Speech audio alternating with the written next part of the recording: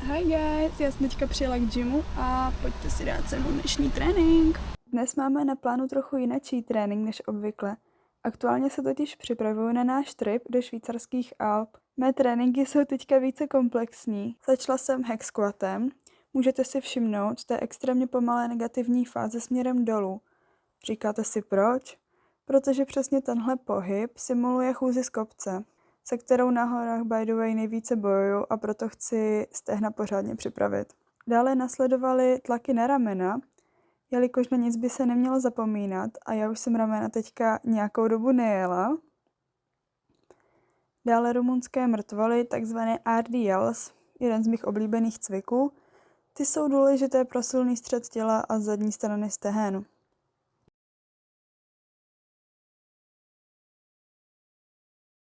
A na závěr, ta nejvíce klíčová část, stabilita na bosu, kotníky, kolena, balanc.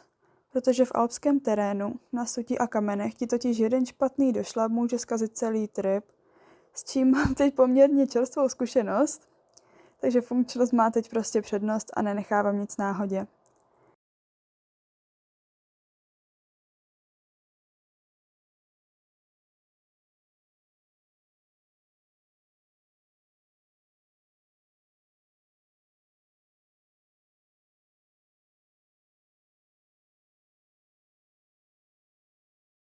Tak jo, to bychom měli pro dnešek vše. Doufám, že se vám video líbilo a brzo se uvidíme u dalšího tréninku nebo jinačího videa. Bye!